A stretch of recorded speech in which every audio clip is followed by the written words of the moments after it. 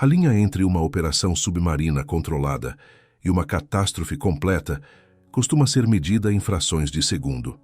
No dia 15 de agosto de 1943, aproximadamente às 9h20 da manhã, o USS Pompano executava manobras de imersão próximo às águas profundas da costa da Califórnia, nas proximidades de San Diego.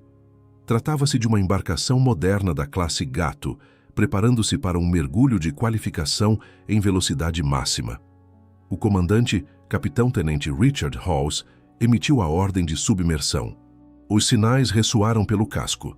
As válvulas de ventilação foram acionadas. O navio começou a descer sob as ondas do Pacífico.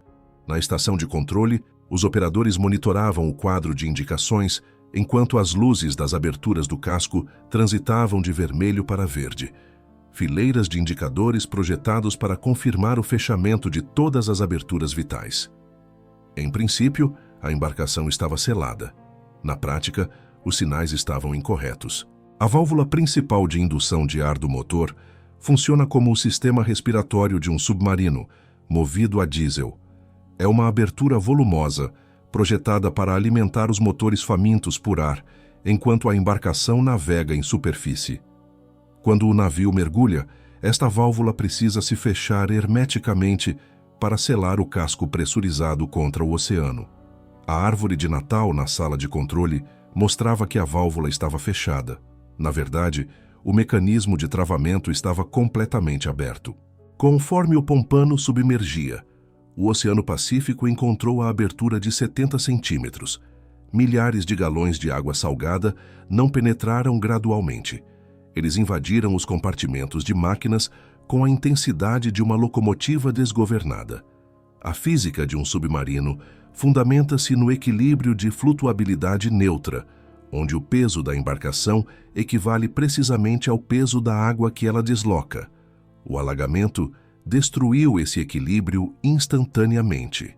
Toneladas de água inundaram as seções de popa, gerando uma condição crítica de desequilíbrio traseiro.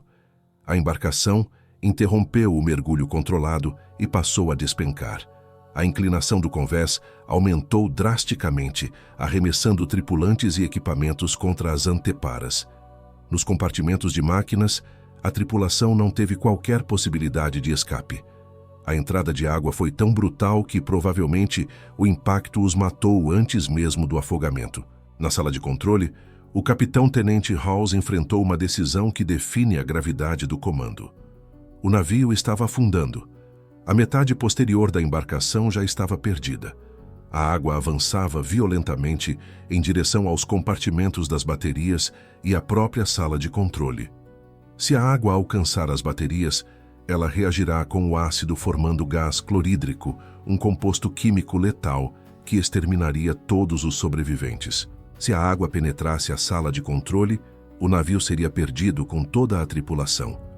Hawes ordenou o fechamento manual da porta-estanque entre os compartimentos operacionais e as salas de máquinas inundadas. Um tripulante fechou violentamente a pesada porta de aço e travou os dispositivos de segurança. Esta ação preservou o navio, mas selou o destino de 28 homens aprisionados no lado errado do aço. Eles estavam perdidos. O Pompano continuou sua queda, atingindo o fundo a aproximadamente 260 pés, cerca de 43 braças. Ele tocou o fundo com a popa primeiro, depois se estabilizou até que sua proa ficasse elevada em um ângulo de 13 graus. A violência imediata havia terminado, mas a morte lenta acabava de começar. 31 sobreviventes, 30 tripulantes e um civil, estavam vivos no compartimento de torpedos Avante e na sala de controle. Eles estavam presos no fundo do mar, muito além do alcance dos equipamentos padrão de escape. A pressão externa no casco era superior a 115 libras por polegada quadrada. Dentro do casco, o ar ficava progressivamente mais frio a cada hora, conforme o aço se equilibrava com a temperatura da água do mar. O estresse térmico se juntou ao ar viciado como um segundo cronômetro. A contagem regressiva real, porém, era química, oxigênio diminuindo e dióxido de carbono aumentando. Em um ambiente selado, humanos consomem oxigênio e exalam dióxido de carbono. Conforme as horas passam, a pressão parcial do dióxido de carbono aumenta. É um veneno insidioso. Em níveis baixos, causa dores de cabeça e confusão. Em níveis elevados, provoca inconsciência e morte. Os sobreviventes possuíam um volume limitado de ar. Eles podiam adicionar oxigênio dos tanques de emergência e usar absorvente químico, cal sodada transportada em seus equipamentos, para retardar o aumento do dióxido de carbono, mas ainda assim estavam correndo contra a química. Estavam sentados em uma garrafa de aço que lentamente se enchia de veneno. A tripulação lançou uma boia marcadora que liberou um cabo telefônico até a superfície, mas conheciam as probabilidades. Nenhuma tripulação de submarino jamais havia sido resgatada desta profundidade. A pressão da água a 263 pés é uma barreira física que esmaga equipamentos de mergulho convencionais. O oceano não negocia. Os homens do Pompano se acomodaram na escuridão, aguardando que o ar se tornasse tóxico ou que o casco implodisse. Eles haviam sobrevivido à queda, mas agora precisavam sobreviver à espera. Permaneceriam presos por aproximadamente 42 horas. Às 13h45 do dia 17 de agosto, o USS Pigeon baixou a câmara de resgate McCann, e ao longo das próximas 14 horas, 5 viagens trouxeram todos os 31 sobreviventes para cima. O problema era a pressão. Se um marinheiro simplesmente saísse pela escotilha de escape e nadasse para a superfície, o ar em expansão em seus pulmões romperia seus tecidos ou as bolhas de nitrogênio em seu sangue o incapacitariam. Eles não podiam nadar para cima. Uma máquina tinha que descer. Esta máquina era a Câmara de Resgate McCann. A câmara é uma maravilha da engenharia projetada para enganar o oceano. Parece uma pera de aço invertida. Diferente de um sino de mergulho padrão que pende passivamente de um guindaste, a Câmara McCann se autopropulsiona. Ela depende de um componente específico chamado cabo de descida. Primeiro, um mergulhador deve descer até o submarino e fixar um cabo de aço no centro da escotilha de escape. A câmara então rosqueia este cabo através de seu próprio guincho interno. Ela não depende do navio de superfície oscilante para baixá-la. Em vez disso, a câmara se motoriza cabo abaixo, mão sobre mão, como um escalador em uma corda, até se sentar diretamente em cima da escotilha do submarino. Uma vez que a câmara pousa no submarino, a física da vedação torna-se crítica. A câmara repousa sobre uma junta de borracha. Os operadores dentro do sino bombeiam a água entre a câmara e o casco do submarino. O peso imenso do oceano pressiona a câmara para baixo, criando uma vedação estanque mais forte que qualquer trava mecânica. Com a água removida, a pressão é equalizada. A escotilha do submarino pode ser aberta. Os sobreviventes transferem-se do ar viciado do naufrágio para o ar limpo do sino. A escotilha é recelada e a câmara desenrola seu guincho para flutuar de volta à superfície. A operação exigiu 5 viagens para trazer os 31 homens. As primeiras 4 execuções foram tensas, mas bem-sucedidas. A câmara provou que o conceito funcionava. Mas o oceano sempre exige seu tributo. Na 5ª e última viagem, transportando os últimos 7 sobreviventes, incluindo o capitão-tenente House, o sistema falhou. Na última viagem, a evolução quase falhou quando o cabo de descida apresentou defeito e a câmara não pôde ser elevada normalmente. A tripulação estabilizou o sino e trabalhou o problema sem entrar em pânico. A última subida levou horas em vez de minutos. A câmara emperrou. Não podia subir. Não podia descer. Estava paralisada na coluna d'água, pendurada por um fio danificado. Dentro do sino, o ar começou a ficar viciado. Os ocupantes estavam suspensos em um caixão de aço no meio do caminho entre a superfície e o fundo. A solução exigiu um nível de coragem que desafia o instinto. Eles não podiam forçar o guincho ou o cabo se romperia, derrubando os 90 pés de volta ao fundo. Eles tinham que tornar a câmara pesada. Inundaram os tanques de lastro para afundar a câmara de volta em direção ao submarino para tirar a tensão do cabo.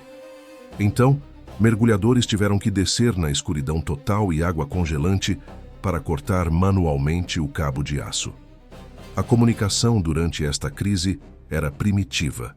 Anteriormente na operação, o cabo telefônico para a superfície havia se rompido. Os sobreviventes e mergulhadores recorreram a golpear as paredes de aço com martelos. Eles batucaram mensagens em código Morse, enviando vibrações através do casco para sinalizar seu status. Esta percussão rudimentar era seu único elo com o mundo dos vivos. Uma vez que o cabo foi cortado, a câmara foi içada manualmente usando uma linha de segurança. Era uma operação delicada, onde um único deslize significava morte. Mas a linha aguentou. A câmara rompeu a superfície. Cada homem que havia sobrevivido ao alagamento inicial foi trazido vivo para casa. O resgate foi um sucesso total. Mas enquanto o USS Pigeon virava para o porto, deixou para trás um túmulo contendo 28 corpos e um navio de guerra de 1.500 toneladas. Os sobreviventes estavam salvos, mas o próprio Pompano era agora um peso morto na lama, apresentando um desafio de engenharia que faria o resgate parecer simples. O resgate dos 31 sobreviventes foi um milagre da engenharia mecânica, mas o salvamento do casco em si foi uma guerra contra a fisiologia. O USS Pompano jazia a uma profundidade de 263 pés. Em 1943, esta profundidade era considerada o limite absoluto da resistência humana. A barreira não era o frio ou a escuridão. A barreira era o próprio ar. Ao nível do mar, o ar que respiramos é aproximadamente 78% nitrogênio e 21% oxigênio. É benigno, mas conforme um mergulhador desce, a pressão aumenta em uma atmosfera para cada 33 pés de profundidade. A 260 pés, a pressão é mais de 8 vezes maior que na superfície. Sob este imenso peso esmagador, o nitrogênio no ar se transforma de um gás inerte em um narcótico potente. Este fenômeno é conhecido como narcose por nitrogênio. Não causa danos físicos ao corpo, como a doença de descompressão, mas destrói a mente. Conforme a pressão parcial do nitrogênio aumenta, ele satura os tecidos gordurosos do cérebro, interferindo na transmissão dos impulsos nervosos. Um mergulhador nesta profundidade respirando ar normal se comporta como se estivesse severamente intoxicado. Seu julgamento falha. Ele pode esquecer sua missão, descartar seu regulador ou simplesmente cair em um torpor eufórico até ficar sem ar. Não se pode confiar uma operação de salvamento complexa, envolvendo içamento pesado e explosivos a homens que estão efetivamente embriagados. Para resgatar o Pompano, a Marinha teve que alterar a composição química do gás respirável e os protocolos de descompressão. Os mergulhadores usavam misturas de hélio-oxigênio e procedimentos experimentais de descompressão de superfície para tornar o trabalho profundo possível. Ao substituir o nitrogênio na mistura respiratória por hélio, os engenheiros eliminaram o efeito narcótico. O hélio é um gás inerte com baixo peso molecular e baixa solubilidade em gordura. Ele não reage com o tecido cerebral. Permite que o mergulhador mantenha a mente clara e aguçada, mesmo em profundidades esmagadoras, onde o nitrogênio seria letal. No entanto, o hélio introduz um efeito colateral bizarro que complica as operações. A densidade do hélio é muito menor que a do ar. Ao passar pelas cordas vocais humanas, altera a frequência de ressonância da voz. Os destemidos mergulhadores de salvamento, trabalhando na escuridão gelada do Pacífico, se viram falando em tons agudos, vozes estridentes que soavam como personagens de desenhos animados. Este fenômeno, conhecido como efeito Pato Donald, era mais que uma simples curiosidade. Dificultava a comunicação pelas linhas telefônicas, exigindo que os operadores na superfície escutassem com extrema atenção para decifrar os relatórios vindos de baixo. Com a química do mergulho resolvida, o trabalho físico poderia começar. Os mergulhadores não estavam apenas visitando o naufrágio. Estavam engajados em trabalho industrial pesado. Tiveram que escavar túneis sob o casco para instalar as correntes de içamento. Usando mangueiras de água de alta pressão, abriram túneis com explosivos na argila rígida do fundo do oceano. Era trabalho brutal realizado em escuridão total e temperaturas próximas de zero. Lutaram contra a lama, as correntes oceânicas e a ameaça constante de emaranhamento. Durante 4 meses, os mergulhadores trabalharam em turnos rotativos. Abriram caminho através do caos de aço do convés. Selaram as válvulas abertas. Prepararam o navio para o içamento. Haviam superado os limites biológicos das profundezas usando hélio, mas estavam prestes a enfrentar um problema que a química não poderia resolver. Estavam se preparando para levantar 1.500 toneladas de peso morto usando apenas ar e os princípios da física de flutuabilidade. Os mergulhadores cumpriram sua missão. Mas o oceano estava à espreita, pronto para contra-atacar com uma lição violenta sobre mecânica de expansão. Para tirar 500 toneladas de aço do fundo do oceano, você não pode simplesmente puxar uma corda. O peso do casco cheio de água, combinado com a força de arrasto e o atrito da coluna d'água, romperia qualquer cabo fabricado em 1943. Os engenheiros tiveram que fazer o oceano se voltar contra si mesmo. Utilizaram o princípio da flutuabilidade. Se conseguissem fixar contêineres cheios de ar suficientes ao casco afundado, o navio ficaria mais leve que a água ao redor e flutuaria até a superfície por conta própria. As ferramentas usadas para este trabalho eram pontões de salvamento. Eram cilindros maciços de aço, medindo 35 pés de comprimento e 13 pés de diâmetro. No comércio de salvamento, são conhecidos como camelos. Cada pontão, quando completamente seco, poderia gerar 85 toneladas de sustentação. O plano era amarrar esses pontões ao pompano usando correntes pesadas passadas sob a quilha. Ao bombear ar comprimido para dentro dos pontões, a água dentro seria forçada para fora, substituindo o peso morto pela força de empuxo. Mas os cálculos foram complicados por um fenômeno conhecido como sucção de lama. O pompano não estava simplesmente repousando no fundo do mar. Estava enterrado nele. A espessa camada de argila do fundo oceânico havia se agarrado ao casco, criando uma vedação a vácuo ao longo da quilha. Para romper essa vedação, a equipe de resgate tinha que gerar muito mais sustentação do que o peso real do navio. Tinham que arrancar o submarino da terra. Este requisito para vencer a lama armou uma armadilha baseada na física da expansão dos gases, conhecida como Lei de Boyle. Conforme uma bolha de ar sobe na coluna d'água, a pressão ao seu redor diminui. Isso faz com que o ar se expanda. Se você soltar uma bolha a aproximadamente 260 pés, seu volume se expande em aproximadamente 9 vezes, conforme sobe até a superfície. Quando o casco se solta, a mesma expansão transforma a sustentação controlada em sustentação descontrolada. Se você tentar fazer tudo de uma vez, ele começa a subir. Conforme sobe, o ar nos pontões e nos tanques de lastro se expande rapidamente, aumentando a força de sustentação. Isso cria um ciclo de retroalimentação descontrolado. Quanto mais rápido sobe, mais o ar se expande e mais rápido acelera. Em 18 de setembro, a equipe de salvamento iniciou o primeiro içamento. Começaram a soprar ar nos pontões. A princípio, a operação parecia controlada. A popa se soltou e subiu alguns pés conforme planejado. Mas então a proa perdeu sua batalha com a lama. Soltou-se da sucção com violência abrupta. A força de flutuabilidade que havia sido aumentada para combater a lama agora estava sem oposição. O pompano não flutuou até a superfície. Disparou para cima como um míssil. O ar em expansão dentro do casco e dos pontões acelerou o naufrágio de 1.500 toneladas a uma velocidade aterrorizante. Em segundos, o submarino cobriu a distância vertical que levou meses para os mergulhadores prepararem. A proa do pompano irrompeu da superfície do oceano, saltando 35 pés no ar em um spray de água branca e lama. A cena foi caótica. Os pontões massivos foram jogados como brinquedos de banheira. Mangueiras grossas se romperam e chicotearam pelo ar.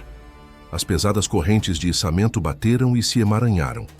Esta imersão descontrolada foi tão violenta que a equipe de salvamento a apelidou de Tornado Louco.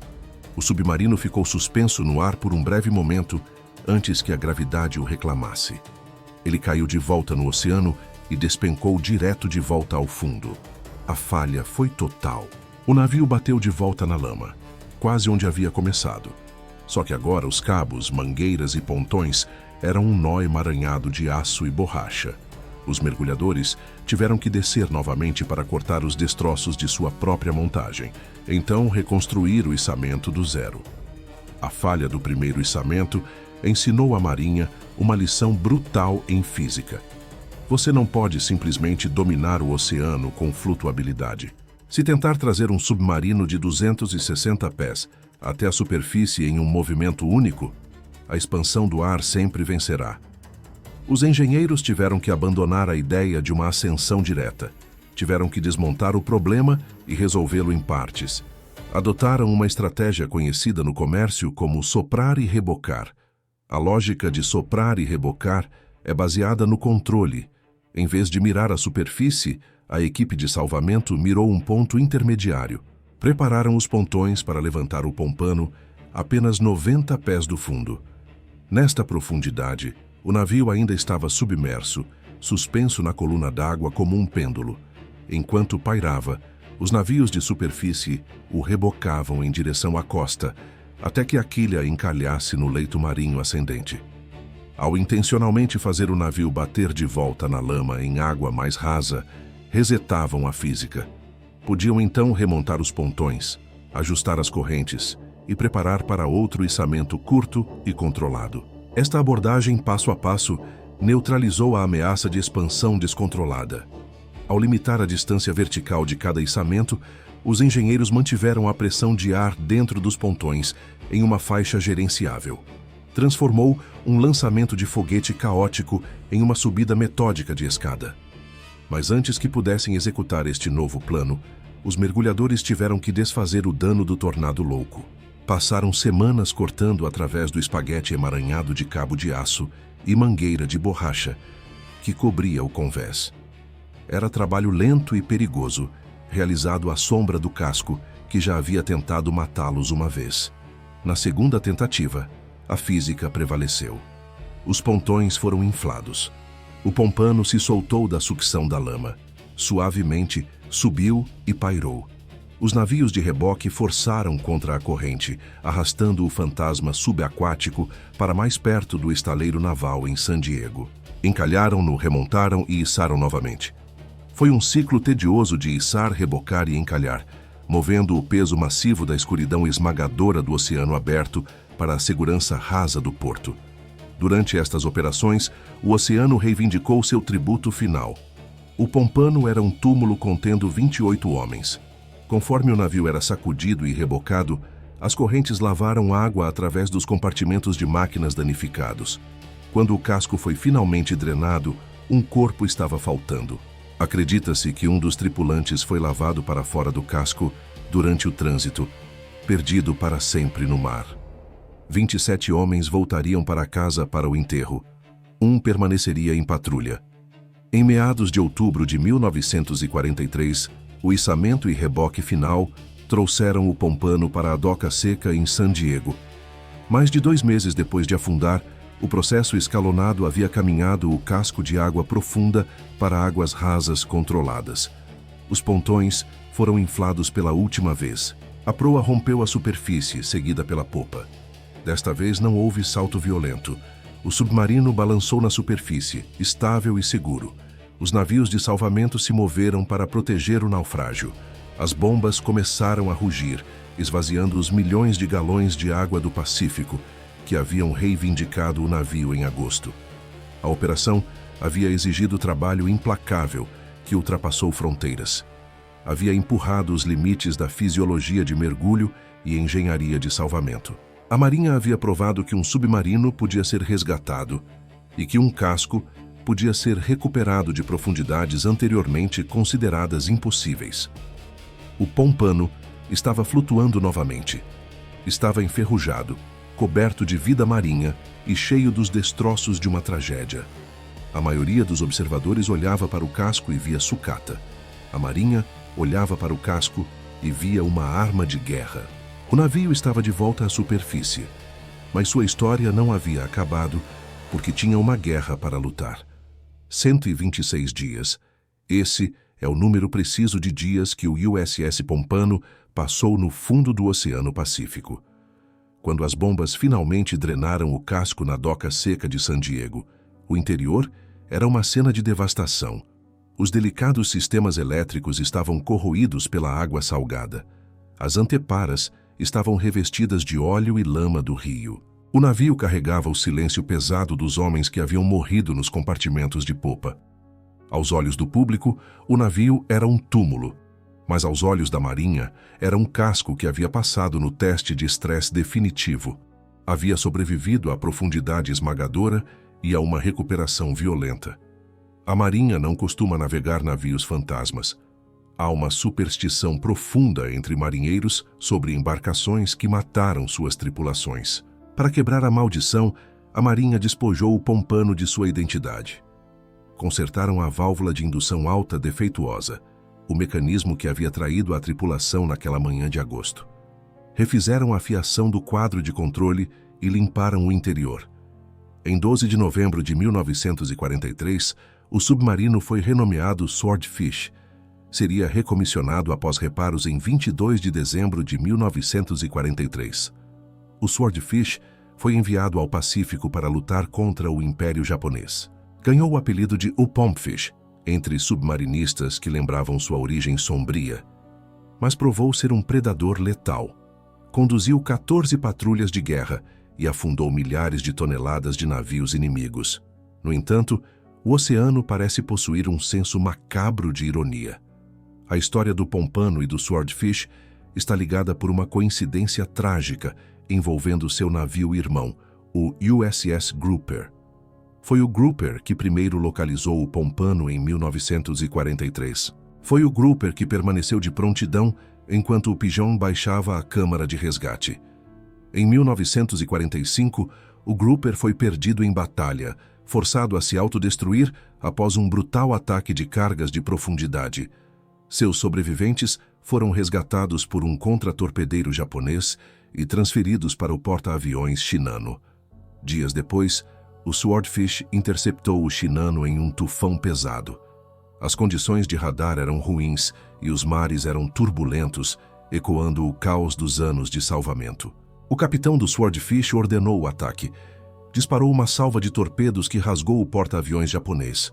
O Swordfish havia marcado uma grande vitória, mas não sabia a carga que havia destruído.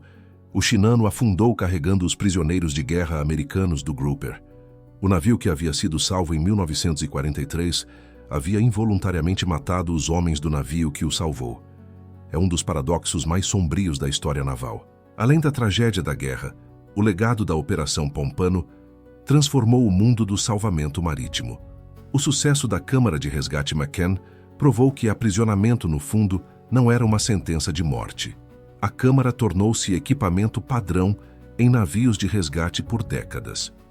O uso de hélio e oxigênio para combater a narcose por nitrogênio abriu a plataforma continental à intervenção humana. Os mergulhadores que chiavam como desenhos animados na escuridão gelada haviam pioneirizado as técnicas que mais tarde permitiriam à indústria de petróleo offshore construir a infraestrutura do mundo moderno. A frase "leve-a para baixo" foi o último comando que o capitão-tenente House deu antes do Pompano inundar. Foi um comando que levou ao desastre, mas também foi o comando que o Swordfish seguiu repetidas vezes enquanto mergulhava para atacar o inimigo. O navio provou que uma embarcação podia morrer e voltar à vida. Os 28 homens perdidos nas salas de máquinas permanecem em patrulha eterna, mas o casco que resgataram tornou-se uma lenda, não por como afundou, mas pela pura obstinação da engenharia necessária para trazê-lo de volta. O resgate do Pompano foi mais que uma façanha técnica. Foi uma declaração de que mesmo a 260 pés, o oceano não tem o direito de ficar com o que pertence à Marinha dos Estados Unidos.